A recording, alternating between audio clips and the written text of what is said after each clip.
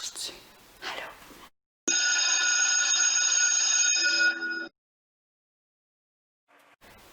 Bonjour et bienvenue à la toute première capsule Trucs et astuces pour les profs. Aujourd'hui, on va parler de l'enseignement virtuel. Je vais vous montrer les trucs et astuces qui ont fonctionné chez moi avec mes élèves. J'enseigne en maternelle jardin, donc c'est sûr qu'il y a certaines petites choses qui vont pouvoir changer selon les niveaux que vous enseignez, mais je vais vous partager des trucs et astuces qui ont fonctionné dans la classe virtuelle de Mme Gaëlle. Regardez ça! On va commencer par la planification, parce que la planification, c'est la base de l'enseignement. On commence toujours par planifier. Planifier en présentiel puis planifier en virtuel, c'est pas tout à fait la même chose. Il y a vraiment des petites différences qu'il va falloir que vous fassiez dans votre planification en mode virtuel. Par exemple, la participation avec les élèves. Les élèves en salle de classe, ils participent, on leur pose des questions, on prend les élèves qui lèvent la main ou qui ne lèvent pas la main aussi des fois, on circule, on peut faire ce genre d'enseignement en présentiel. Par contre, en virtuel, c'est un peu différent.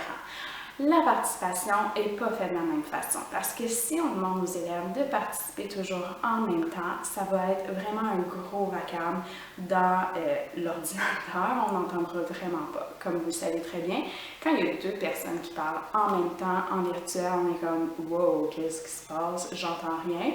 Alors qu'en personne, deux personnes qui vont parler en même temps ensemble, on va faire comme « ouh, excuse-tu, vas-y, non, tu parles, oui, vas-y, ok, merci ». Mais en virtuel, des fois, on n'entend pas nécessairement ça.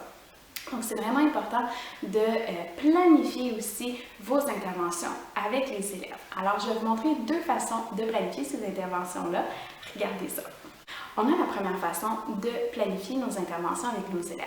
Donc, ce que nous, on utilise, c'est des symboles. Notre première leçon virtuelle, les symboles de oui et de non. Alors, le oui, c'est les deux pouces en l'air et le non, c'est un X. Les élèves sont habitués avec ces deux symboles-là et les utilisent couramment. Je prends soin de la tablette. Est-ce que tu prends soin de la tablette? Oh, je vois des petits pouces qui se lèvent déjà, donc prendre soin. Je fais attention à la tablette. Bravo, les amis. La prochaine ici, je lance la tablette. Est-ce qu'on lance la tablette? Non, on fait un X comme ça. On ne lance pas la tablette. La deuxième façon, c'est évidemment d'interroger les élèves pour qu'ils nous donnent une réponse. Évidemment, c'est très important de planifier à qui on va demander. Donc, de sélectionner certains élèves pour qu'ils puissent partager leurs réponses. Ce que nous, on fait, c'est qu'on a nos différents thèmes, nos différentes mini-leçons à même notre leçon virtuelle et on va sélectionner un certain nombre d'élèves par mini-leçon pour qu'au moins chaque élève ait la chance d'intervenir une fois.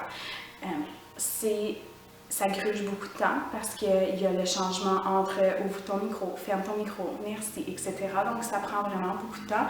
Alors, quand vous planifiez ça, et si vous avez des mini-leçons de une demi-heure, essayez de planifier peut-être pour du 20 minutes parce qu'il y a facilement un jeu de 10 minutes, surtout avec les plus petits. La pratique que j'ai instaurée dans l'apprentissage virtuel, à côté de moi, j'ai toujours un papier et je note tous les élèves qui sont présents. Donc, dès que l'élève se connecte, je lui dis bonjour et avec son nom et j'écris son nom sur un papier à côté. De cette façon-là, ça m'aide vraiment beaucoup à savoir qui sont les élèves qui sont présents. Parce qu'une fois que je présente mon écran, des fois, j'ai juste un écran. Donc, si j'avais deux écrans, je sais que ça serait plus facile, mais moi, j'en ai juste un. Alors, quand je présente mon écran, je ne vois pas nécessairement tous les élèves qui sont connectés, mais au moins, si j'ai ma feuille à côté, je peux voir les élèves puis éviter d'en oublier un ou deux quand je pose des questions parce que ça leur fait de la peine, ils veulent vraiment partager. Donc, je mets un petit crochet ou un petit point à côté de chaque élève qui ont eu la chance de parler puis que moi j'ai interrogé. Et finalement, un dernier truc qui est hyper important dans l'enseignement virtuel, je vous dis, le virtuel et le présentiel, c'est deux mondes complètement différents. Je suis une personne qui parle excessivement rapidement. Toutes mes idées dans ma tête, on dirait ma bouche va passer vite pour les idées que j'ai. En mode virtuel, il faut vraiment prendre son temps pour parler.